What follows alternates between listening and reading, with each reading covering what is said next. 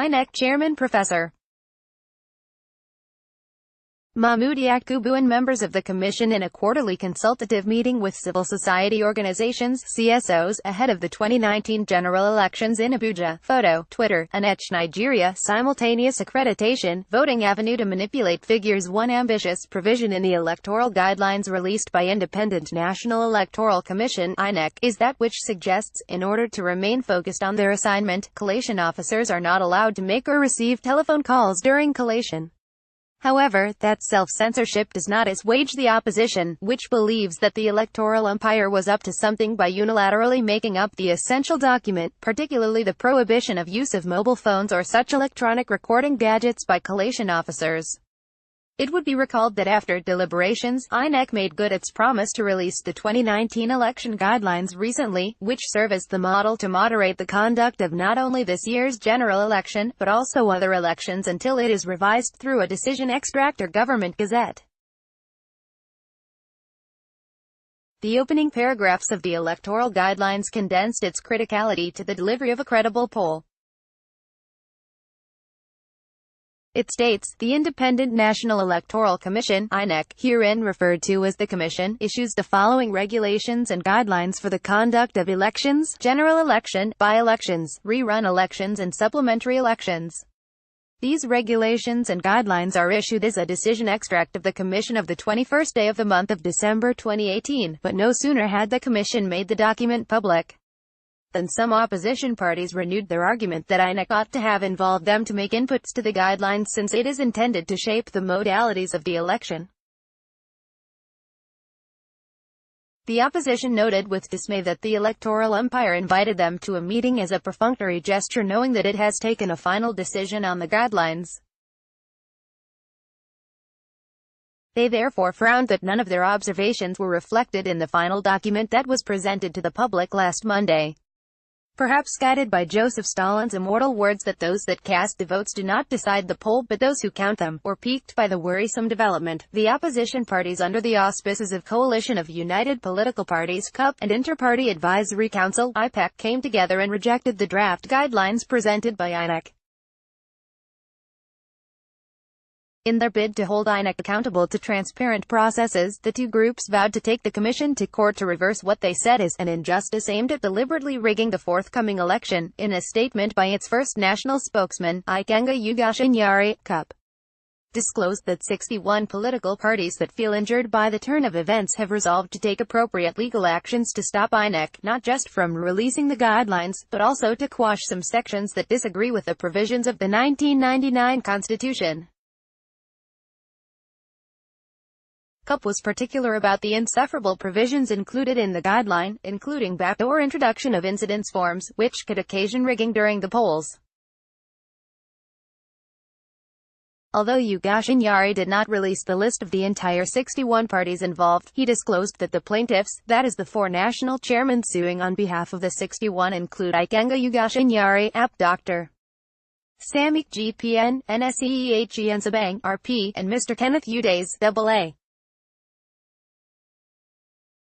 The four, he said, would pray through an ex parte motion for an injunction to restrain the INEC chairman from going ahead with the Monday planned release of the controversial guideline, which majority of the nation's political parties have rejected over non-consultation, obnoxious clauses and the violation of the Constitution.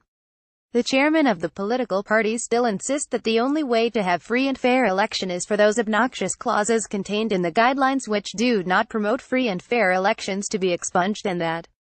the INEC chairman summons an emergency meeting with political parties chairmen to finally address the gray areas contained in the guidelines to avoid the 2019 election running into a hitch and credibility crisis even before the day of election. The parties still insist that the chairman of INEC retains the 2011 and 2015 separate accreditation and separate voting system which Nigerian voters are fully familiar with, and avoid creating confusion and loophole for massive tampering of result with the continuous, same time, gagging of collation officers. The provision in the guidelines which debars collation officers from making telephone calls during collation must have been INEC's way of addressing the inexplicable instance at the Osun governorship poll, which led to the halting and declaration of the process as inconclusive. However, over and above the need to gag the collation officers, CUP does not seem to accept that token as part of the necessary guarantees for a transparent, free and fair election. That, alongside INEC's decision to retain an aperture for the use of incidence forms as well as for simultaneous voting and accreditation on the election day, riles the opposition. The guidelines stipulate, where a voter's PVC is read, but his/her fingerprint is not authenticated, the APO-I shall refer the voter to the APO-II, who shall request the voter to thumbprint the appropriate box in the Register of Voters, request the voter to provide his/her phone number in appropriate box in the Register of Voters, continue with the accreditation of the voter, and refer the voter to the PO or APO-VP for issuance of ballot papers. Where a voter's PVC is read and the SCR shows the details of another person, rather than the details of the card holder is printed on the PVC, the APO-I shall refer the voter to APO-II to confirm that the details of the voter in the Register of Voters correspond to those on the PVC, APO-II if